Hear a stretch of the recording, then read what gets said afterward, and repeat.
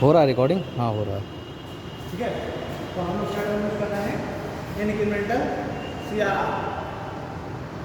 सबसे अच्छे एग्जाम्पल मैंने क्या बताया, खाना देखने के लिए इनको मिला, खाने देखने के लिए मिला ड्यूरिंग डीमोनेटाइजेशन। क्या हुआ इसमें, अचानक से बैंकों के पास पैसा अचानक से बढ़ गया। ठीक है, बैंकों के पास क्या हुआ, अचानक से पैसा बढ़ गया। तो आरबीआई ने क्या कहा बैंकों से कि जिस समय डीमोनेटाइजेशन हुआ या बैंकों के पास अचानक से जब पैसा बढ़ना स्टार्ट हुआ, उससे 3 महीने पहले तक जितना भी पैसा तुम्हारे पास जमा हुआ, नवंबर 2017 में डीमोनेटाइजेशन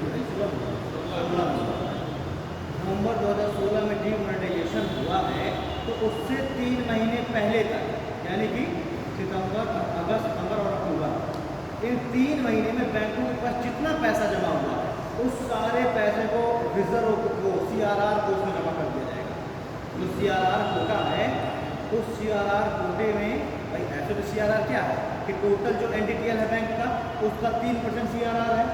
लेकिन अगर इस समय मान के चलिए कि अचानक से पैसा बैंकों के पास अचानक से बढ़ जाए, कैसे बढ़ेगा, डिमोनेटाइजेशन वगैरह ये ऐसी चीज़ें हैं जिससे अचानक से पैसा बढ़ जाएगा, या फिर अचानक से गवर्नमेंट कह दे कि हम कोई आपात स्थिति से जूझ रहे हैं तो लोग ज़्यादा से ज़्यादा पैसा अपने बैंकों में जमा करें, तो लोग क्या करेंगे, बढ़ बढ़ के पैसा जमा करने लग जाएंगे। तो ऐसी कंडीशन जब बैंकों के पास अचानक से पैसा जमा होने लग जाए बहुत सारा, तो आरबीआई ने क्या कहा है कि आप 100% अपना पैसा उससे, मान लीजिए अभी अगर अचानक से कहेंगे है कि इंक्रीमेंटल सीआरआर लागू होगा, तो अभी चल रहा है अगस्त ना, तो पूरा अगस्त का पूरा पैसा, जुलाई का पूरा पैसा और जून का पूरा पैसा, 3 महीने का पूरा पैसा बैंक क्या करेगी, बैंक जाकर के आरबीआई के पास एज अ सीआरआर कोटे में जाकर जमा कर देगी। ठीक है, ये होता है इंक्रीमेंटल सीआरआर। तो देखिए उस 3 महीने का पैसा तो पूरा सीआरआर में चला ही गया, और साथ ही साथ जो सीआरआर का जो कोटा अलग से जो चल रहा है रेगुलर, वो रहेगा ही रहेगा। ये बात समझ में आई? मतलब कि अगर बैंक की अगर वेल्थ है 100 करोड़, उसमें से 3 करोड़ तो सीआरआर में ऑलरेडी जमा है, पर्पल शर्ट और काला सुना रहा क्या बात है, तो 3 करोड़ तो सीआरआर में है ही, और अचानक से बैंक की एनडीटीएल बढ़ के 100 करोड़ से बढ़ के हो जाए 200 करोड़ इन 3 महीनों में, तो क्या करेगी आरबीआई, तुरंत कहेगी 200 करोड़ रुपये पर कितना आ गया ना 3 महीने में, ये भी लेकर के हमारे पास पूरा जमा करो, 200 करोड़ ये और 3 करोड़ अपना वो जो सीआरआर आपका है, 203 करोड़ रुपये जमा करो। ठीक, तो ये भी किस लिए होता है, इंक्रीमेंटल सीआरआर किस लिए होता है, ताकि महंगाई ये सब चीज़ें नियंत्रित रहें। भाई बैंक के पास अचानक से 100 करोड़ 300 करोड़ हो जाएगा, तो बैंक तो क्या करेगी, लोगों को बुला बुला के लोन देना चालू कर देगी, ले लो पैसा, ले लो पैसा, सस्ते में ले जाओ। अब ऐसी कंडीशनों में बैंक क्या करती है कि अगर 6% ब्याज दर दे रही है वो, तो अपने ब्याज दर को तुरंत घटा देगी, ब्याज दर को घटा के 3% भी कर देगी। लोगों को 3% ब्याज दे रही है और लोगों को बुला बुला के 4% में ब्याज में पैसा बांट रही है, क्योंकि बैंकों के पास तो पैसा भरा पड़ा है ना, बिल्कुल छलक रहा है पैसा, तो लोगों को बुला बुला के पैसा देगी, तो लोग क्या करेंगे, जाकर महंगाई बढ़ाएंगे। तो इस चीज़ को रेगुलेट करने के लिए आरबीआई क्या करती है, एक टर्म यूज करती है इंक्रीमेंटल सीआरआर, जो कि आगामी कंडीशन में बैंकों का जो एक्स्ट्रा जो पैसा है उसको अपने पास मंगा के रखेंगे। ठीक है, और ये जो इंक्रीमेंटल सीआरआर है, ऐसा नहीं कि साल 2 साल चलेगा, कुछ हफ्तों के लिए चलेगा। ये इंक्रीमेंटल सीआरआर वाला जो है ये टर्म है, इस उसमें जो पैसा जमा किया था ये कुछ हफ्तों के लिए, आरबीआई ने कह दिया बैंकों से कि आप 3 हफ्ते के लिए पैसा मेरे पास जमा कर दीजिए, अपना जो भी 3 महीने का पैसा जमा हुआ, उसमें क्या होगा, 3 महीने में समय मिल गया, तो 3 महीने में क्या डिमांड भी बढ़ जाएगा, तो सप्लाई भी बढ़ जाएगी, 3 महीने में भाई जो मैन्युफैक्चरिंग फैक्ट्रीज है उनको भी समय मिल गया कि अपनी सप्लाई बढ़ा देने का, मैन्युफैक्चरिंग बढ़ा देने का। ठीक है, सरकार ने भी उस पैसे को लेकर के कहीं इन्वेस्टमेंट कर दिया, आरबीआई को भी समय मिल गया कि उस पैसे से उसने ट्रेजरी बिल्स वगैरह या फिर फॉरेन सिक्योरिटीज खरीद ली। ठीक है, तो वो पैसा कहीं ना कहीं सेटल कर दिया गया, या फिर 3 महीने में ऐसा होगा कि लोगों ने भी अपना पैसा लेना चालू कर दिया, या फिर लोन में लेने के लिए भी कुछ लोग आ गए। ठीक है, तो क्या होगा कि इंक्रीमेंटल सीआरआर बहुत लंबे समय के लिए, आपको क्या क्या बातें ध्यान रखनी है इंक्रीमेंटल सीआरआर अगर समराइज करें,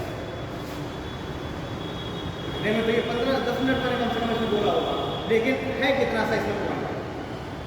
अचानक से बैंकों के पास जो पैसा आ जाए, तो 3 महीने पहले तक का पूरा पैसा आरबीआई के पास एज सीआरआर जमा कर देना पड़ेगा, पूरा का पूरा 100% पैसा, और आपका जो एनडीटीएल है वास्तव में जो है वो फेवरेबिलिटी चल रही है, तो उसका जो फिक्स जो CRR है वो तो आपको जमा करना ही करना है ना। 3% अगर तो जमा करना ही करना है। क्यों ऐसा किया जा रहा है? ताकि मार्केट में जाने से पैसे का फ्लो पहुँच जाता है, ठीक है। और कितने समय के लिए ये CRR, ये इंक्रीमेंटल CRR में रखा जाएगा पैसा? कुछ हफ्ते के लिए। RBI ये रेगुलेट करेगी, RBI डिसीजन लेगी कि 2 हफ्ते के लिए, 3 हफ्ते के लिए या फिर 1 या 1.5 महीने के लिए, ठीक है। अभी तक इंटरेस्ट पैसे में नहीं मिलता कुछ, अगर मैं क्या कह रहा हूँ, इसमें RBI कैश वो इंटरेस्ट नहीं देती कुछ, लेकिन अगर लोग लोन में पैसे, लोग क्या करें, अपना पैसा लोगों ने जमा किया, तो और जो बैंक है उस कंडीशन में बैंक इतना उस पैसे में इतना ब्याज भी नहीं देती ना, ब्याज तो उन्होंने बहुत कम कर दिया, ठीक है। पैसा इसलिए तो केवल 1 या 2 हफ्ते के लिए पैसा रखा जाता है, उसमें नहीं मिलता पैसा कुछ। अगर RBI ने दिया भी तो बहुत ही कम, 1 या 1.5% देती है RBI, ठीक है। ऐसा उसके ऊपर कोई बाध्यता नहीं कि उसमें RBI को कोई ब्याज देनी पड़ेगी। अब वो जिम्मेदारी किसकी है? बैंकों की, तो जो ब्याज दे रही है ना, उसको तो ब्याज देना ही देना है। तो ये इंक्रीमेंटल CRR वाली जो कंडीशन है, ये बैंकों के लिए बड़ी घातक कंडीशन होती है। जो इंक्रीमेंटल CRR वाली कंडीशन है बैंकों के लिए घातक कंडीशन होती है, क्योंकि यहाँ पर उससे ब्याज हो सकता है RBI नहीं ले रही है, और उसको कुछ ना कुछ तो ब्याज बैंक कस्टमर को देना ही पड़ेगा, भले 6 की जगह 2% दे, 2.5% दे। तो ये जब इस तरह की कंडीशन आती है तो ये सब फिर अपने आप RBI रेगुलेट कर देती है। अगर वो 1.5% ब्याज दे रही है तो बैंकें क्या करेंगी? बैंकें आगे वाले को उस हिसाब से ब्याज दे देंगी थोड़ा बहुत। अगर RBI नहीं दे रही है तो हो सकता है बैंक भी ना दे उस पैसे पे की ब्याज, ठीक है। तो जब भी कभी ऐसी कंडीशन आएगी तो फिर आपको न्यूज़पेपर वगैरह पढ़ने के लिए मिल जाएगा कि इंक्रीमेंटल CRR के लिए ऐसा डिसीजन लिया है RBI। लोग अपने आप समझ जाएंगे, भाई तुम्हें नहीं पैसा जमा करना, ना जमा करो, रखे रहो, वैसे भी बर्बाद हो जाएगी नोटें। तो लोग क्या करेंगे? चलो ठीक है, तो अपने के लिए ब्याज ना सही जमा करो बैंक में। तो इंक्रीमेंटल CRR में क्या होता है कि RBI डिसीजन लेती है कि हमें ब्याज देना है कि नहीं देना, नहीं देना तो कस्टमर को भी नहीं मिलेगा, देना है तो उसी हिसाब से कस्टमर को जमा करते हैं, ठीक है। तो ये कंडीशन क्या है? इंक्रीमेंटल CRR, ठीक है। बाकी रेपो रेट आपका हो गया।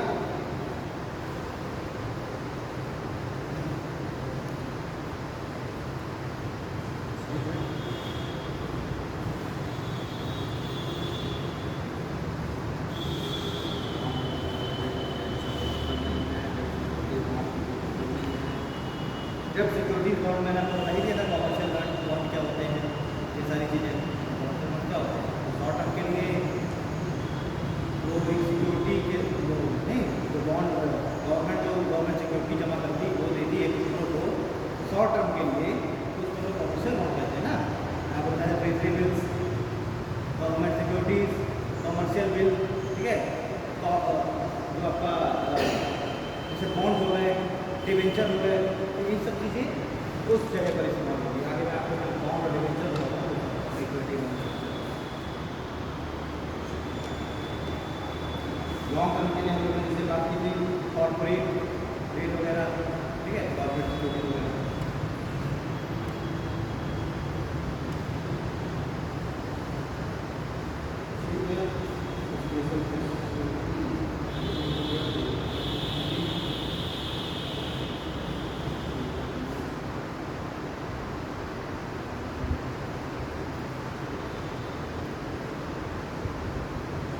तो हम लोग स्टार्ट करते हैं फिर आज।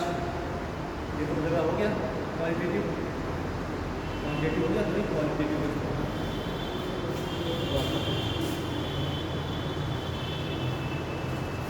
क्वालिटेटिव देखेंगे। क्वालिटेटिव हम लोग क्या बोलते हैं? डायरेक्ट। हम मान के चलिए कि इसी को हम क्या करते हैं, क्वालिटेटिव को भी सिलेक्टिव भी करते हैं।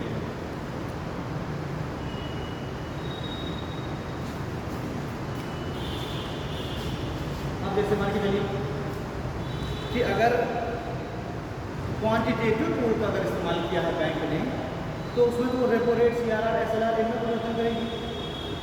अब जब CRR में परिवर्तन करेगी तो उसका प्रभाव तो सब में पड़ेगा, गोल्ड में भी पड़ेगा, होम लोन में भी पड़ेगा, एस्टूडेंट लोन में भी पड़ेगा, सब में पड़ेगा। लेकिन जब क्वालिटेटिव टूल्स का इस्तेमाल करती हैं RBI, तो उसका जो प्रभाव है किसी निश्चित एरिया में पड़ता है।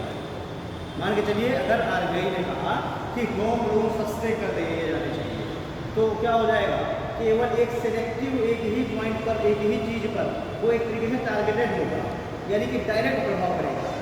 ये तो अगर मान लीजिए बढ़ाया गया, CRR बढ़ा दिया गया, तो CRR बढ़ने से होम लोन महंगा हो गया, CRR बढ़ने से क्या हो गया, होम लोन महंगा हो गया। तो क्या है, इनडायरेक्ट प्रभाव पड़ा ना। बढ़ा तो क्या था, बढ़ा तो CRR था, लेकिन उसकी वजह से महंगी क्या होता है, होम लोन महंगे होता है। वहाँ पर क्या करेगी आरबीआई, कहेगी कि बैंक जो होम लोन है, होम लोन 6.25% से बढ़ा करके 6.50% कर दिए जाने चाहिए, ठीक है। यानी कि वो क्या है, डायरेक्ट प्रभाव डालता है। तो उसको हम क्या बोलेंगे, क्वालिटेटिव टूल्स बोलेंगे, ठीक है। सेलेक्टिव टूल्स बोल सकते हैं। जैसे कि मान लीजिए एक तो ये हो गया, जैसे सपोज दैट EMI भी किसका आता है, इसको लिखते हुए चलिए। EMI किस में आएगा, EMI भी आएगा इसी में, क्वालिटेटिव मॉनेटरी टूल्स में। मान लीजिए अगर कार खरीदने के लिए क्या करना है कि हमेशा जो बैंक होती है वो क्या करेंगे, एक तो पहले कुछ अमाउंट जमा करा लेंगे, उसको क्या बोलते हैं, जो डाउन पेमेंट। वो क्या किया कि एक कार की कीमत 10 लाख, तो उसमें क्या करेगी बैंक, क्या करेगी 3 लाख रुपये डाउन पेमेंट जमा करा लेगी। ये भाई अपने लिए इंपॉर्टेंट वही है, वो कोई खास इंपॉर्टेंट नहीं है, बट यही जब दोनों को कंप्लीट करने का बता दे रहा हूँ। तो अब क्या है कि 2 लाख का डाउन पेमेंट जमा हो गया, और उसके बाद 25,000 रुपये मंथली की EMI बन गई। सपोज दैट 20 EMI बन गई 25,000 की। अब जिस व्यक्ति की सैलरी है 50,000, वो तो उसके लिए तो कोई दिक्कत नहीं है कि वो 25,000 की EMI जमा कर लेगा। बट किसी व्यक्ति की सैलरी है 15,000, तो 25,000 की EMI जमा नहीं कर सकता। तो उसके लिए यहाँ पर आरबीआई क्या करेगी, आरबीआई इसके लिए बैंक को कहेगी कि आप अपना EMI का जो कैलकुलेशन है, EMI जो है उसको रिड्यूस करिए, घटाइए। यानी कि आप क्या करिए कि अगर आप 2 लाख रुपए का डाउन पेमेंट ले रहे हैं, तो आप अब 25,000 की 20 EMI की जगह, भाई 25,000 की 20 EMI, तो संभव थी जो 50,000 सैलरी जो कमा रहा है। आरबीआई यहाँ पर क्या करेगी कि भाई जो व्यक्ति गरीब है, जिसकी सैलरी 15,000 रुपये पर मंथ है, वो भी कार खरीद सके, इसलिए आपका जो EMI है उसको घटाइए। यानी कि आप क्या करिए, आप 10,000 रुपये की आप 40 EMI कर दीजिए। अब वो कैलकुलेशन थोड़ा बहुत ऊपर नीचे समझो, ठीक है, एग्जैक्ट दोनों का डेटा नहीं है। 25,000 की 20 EMI, तो उसके लिए फायदेमंद है, जो उसकी सैलरी अच्छी खासी है वो तो खरीद लेगा, लेकिन जिसकी सैलरी कम है वो कहाँ से 25,000 की EMI भरेगा। तो आरबीआई यहाँ पर, आरबीआई का रोल है कि आरबीआई तुरंत बैंकों से कहेगी कि आप ये अपने EMI है इसको घटाइए, सस्ती EMI पर, सस्ते डाउन पेमेंट पर आप लोगों को लोन दीजिए, या जो सामान जो खरीद रहे हैं लोग वो दीजिए।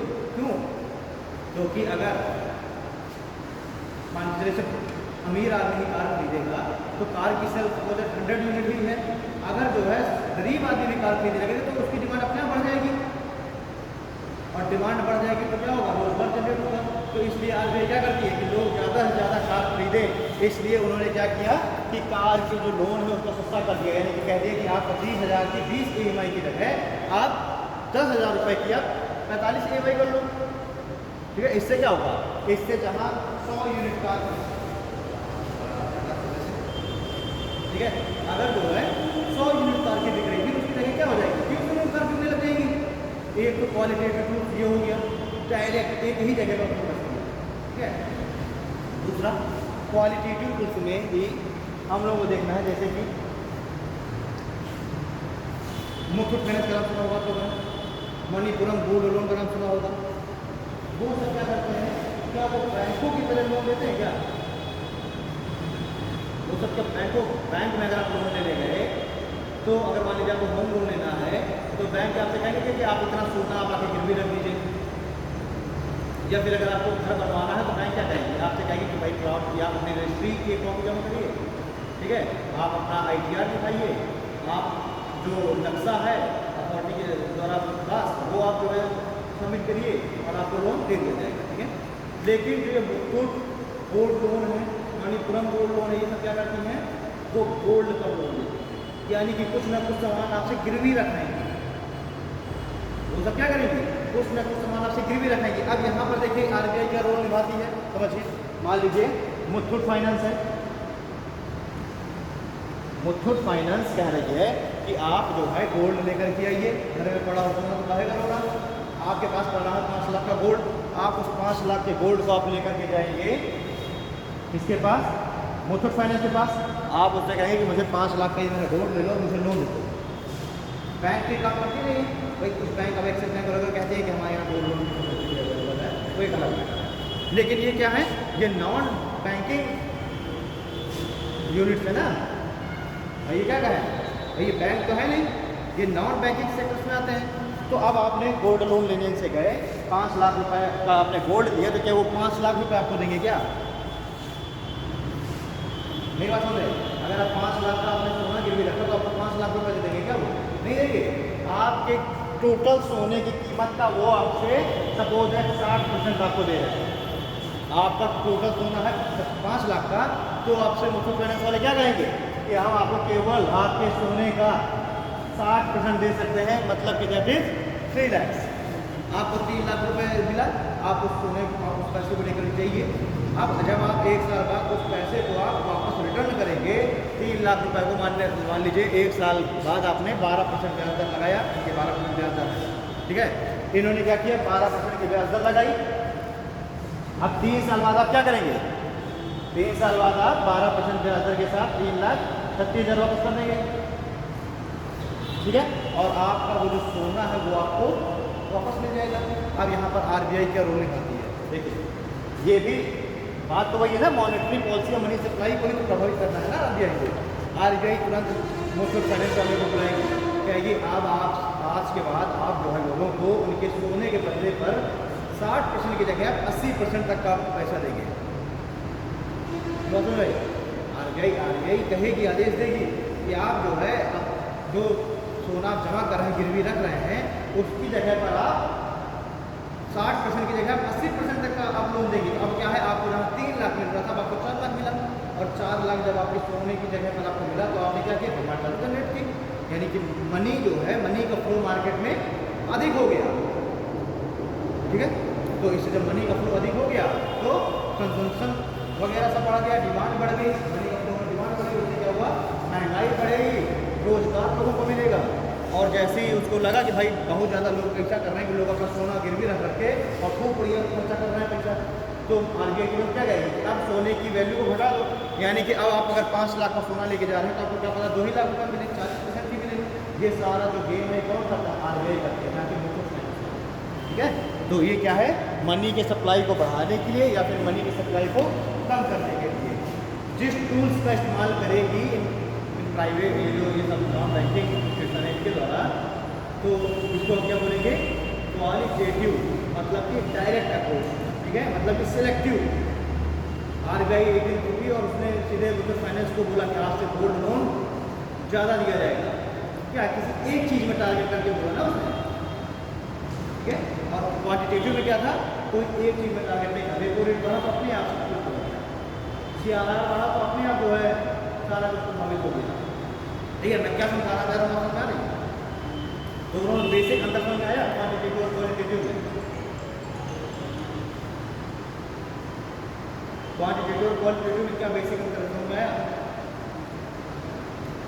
क्या बेसिक अंतर है क्वांटिटेटिव टूल्स और क्वालिटेटिव टूल्स में।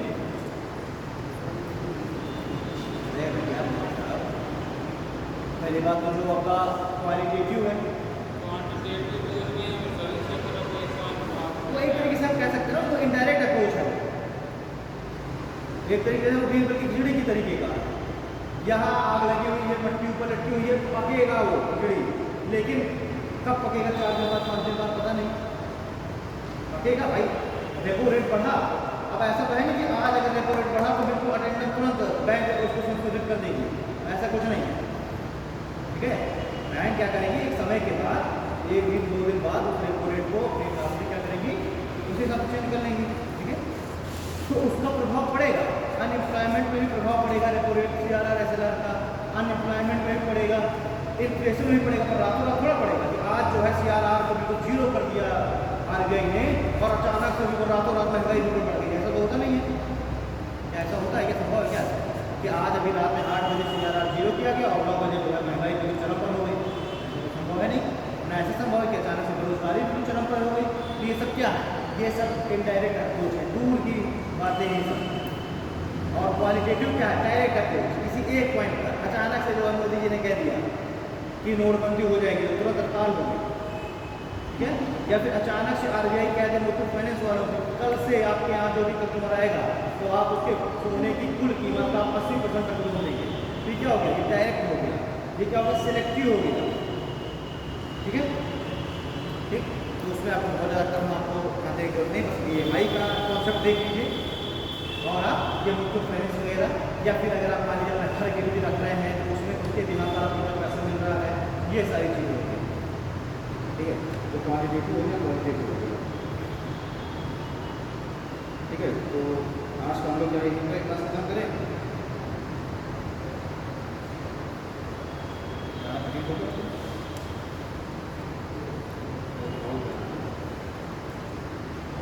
देखो टॉपिक में क्या करना है, अच्छा ठीक है। एक मैं भूल गया, उसमें मैंने उसकी जिक्र किया था ओपन मार्केट ऑपरेशन का, है ना, उसने तो जिक्र किया था लेकिन पॉइंट को मैंने पढ़ा नहीं था, वो बताया नहीं था। ओपन मार्केट ऑपरेशन ये क्या होता है?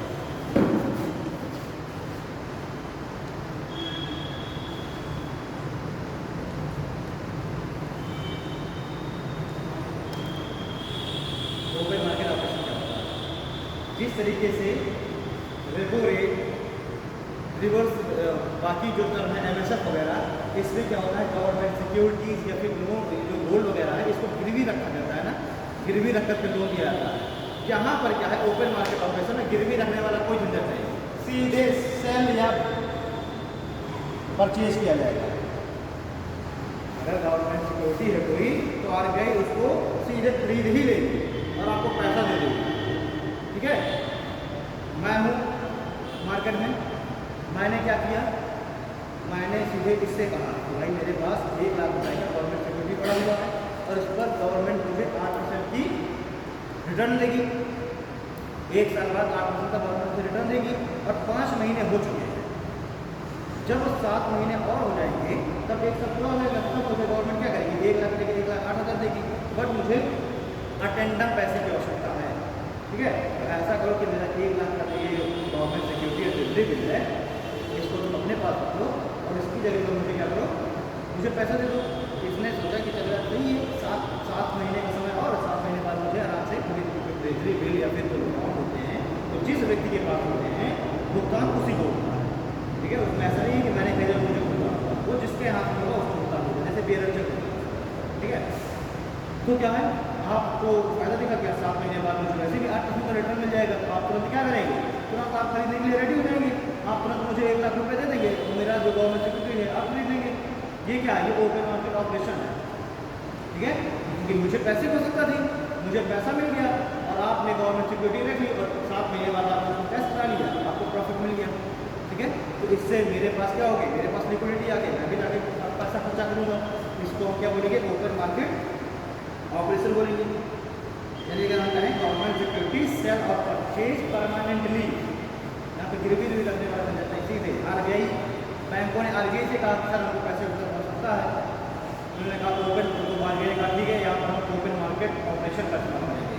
बैंकों ने क्या किया, जो उनके पास कोई गवर्नमेंट सिक्योरिटी पड़ी है या कोई बिजनेस पड़े हैं, उन्होंने RBI उसने सेल कर दिया, RBI ने खरीद के अपने कोर्स में जमा कर लिया और उसको गवर्नमेंट दे दिया। ये क्या है, ओपन मार्केट ऑपरेशन।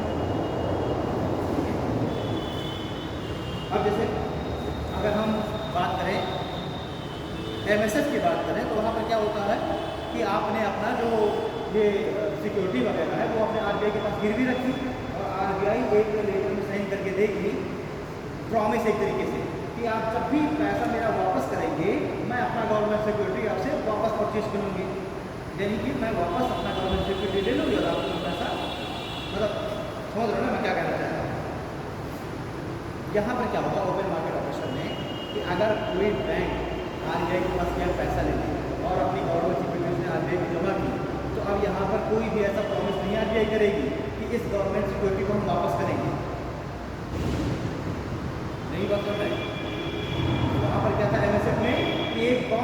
एक जो है एक साइन होता है प्रॉमिस नोट पर कि जब भी आप पैसा हमें वापस करेंगे हम अपना क्या करेंगे, गवर्नमेंट सिक्योरिटी मतलब हम आपसे वापस लेकर के आपको पैसा दे देंगे, मतलब पैसे का हम आदान प्रदान कर लेंगे। यहाँ पर ओपन मार्केट ऑपरेशन में क्या है, ऐसा कोई प्रॉमिस नहीं होता, एक बार ब्रेक किया तो ब्रेक किया। मतलब कि अगर मैंने आपसे बॉन्ड लिया वापस तो मैं ऐसा कोई साइन करके नहीं दूंगा कि मैं 7 महीने बाद आपसे बॉन्ड मैं आपको वापस दे दूँगा, आपसे पैसा ले लूँगा, ऐसा नहीं। ठीक है, तो ओपन मार्केट ऑपरेशन बहुत छोटा कॉन्सेप्ट है और इसमें ये ध्यान रखना है कि जो भी गवर्नमेंट सिक्योरिटी है जिसका सेल या परचेज हो रहा है वो नॉन रिफंडेबल होता है, मतलब उसमें कोई भी ऐसा प्रॉमिस नहीं होता कि हम वापस फिर से हस्तांतरण कर लेंगे, सीधे फ्री किया तो किया ओपन मार्केट ऑपरेशन। ठीक है, चलिए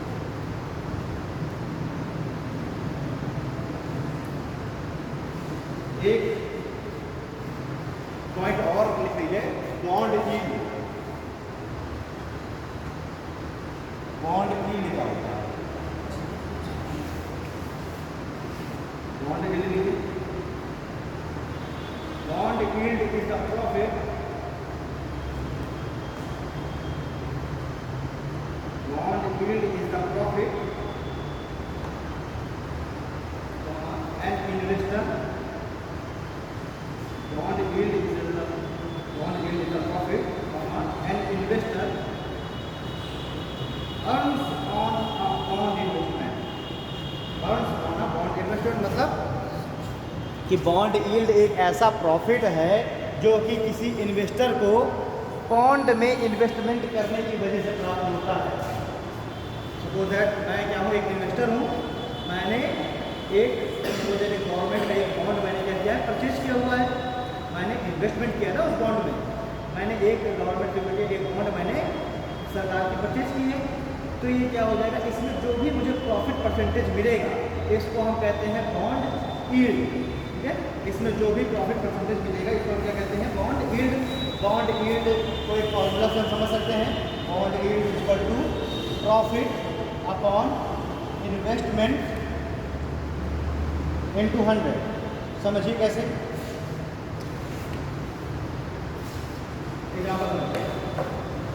मैं हूँ नीलम है, मैंने सरकार से मैंने ये क्या खरीदा, बॉन्ड खरीदा 100 रुपये का। ठीक है, मुझे अचानक से पैसे की आवश्यकता पड़ी, उस 100 रुपये के बॉन्ड में मुझे कितना मिलना है, 8% ब्याज के साथ मुझे वापस मिलना है रिटर्न 1 साल बाद।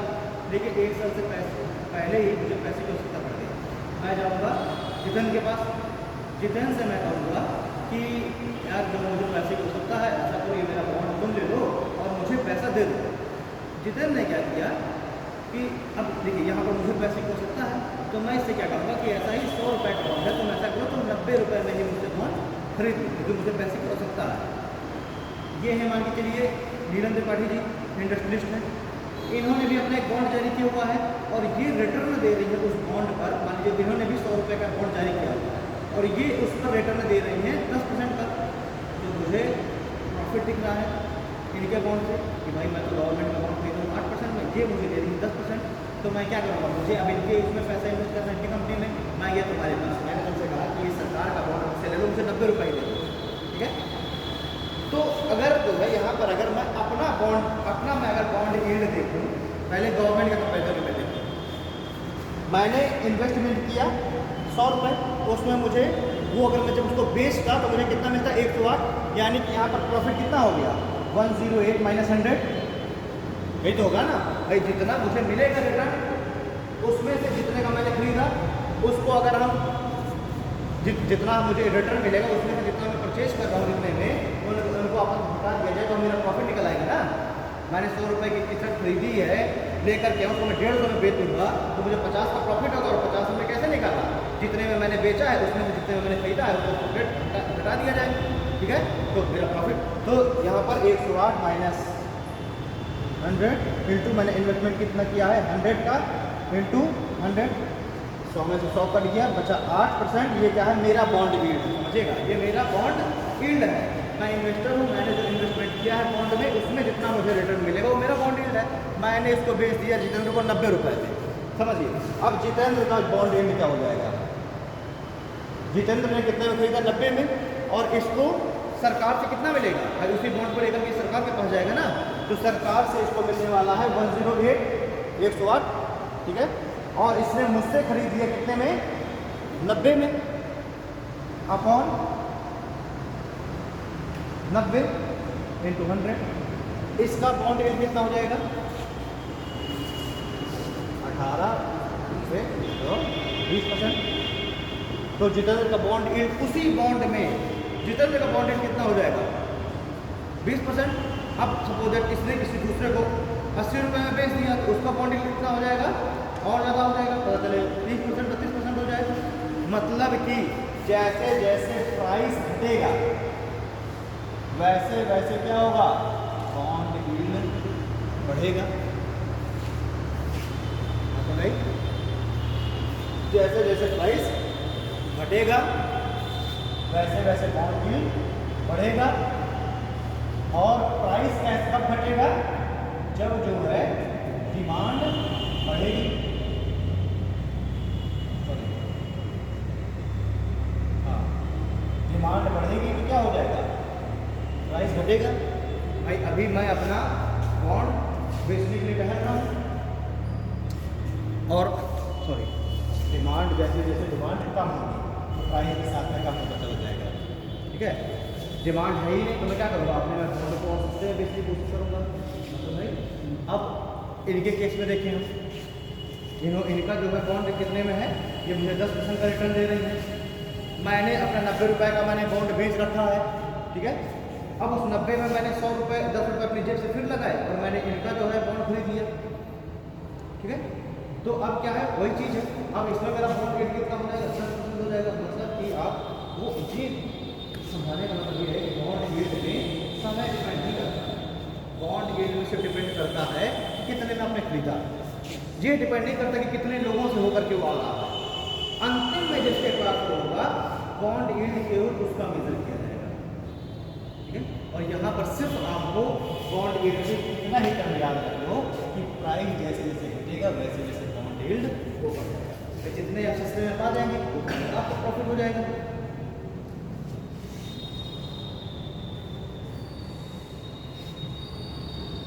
बॉन्ड यील्ड क्या हो जाएगा, इनवर्स प्रोपोर्शनल हो जाएगा प्राइस के।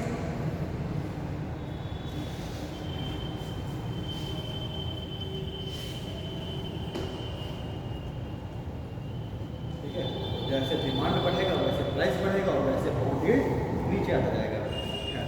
चलिए बॉन्ड यील्ड हो गया, कोई खास चीज़ें हैं नहीं। कल हम लोग स्टार्ट करते हैं कोई नया टॉपिक, देखते हैं कौन सा इम्पोर्टेंट टॉपिक है।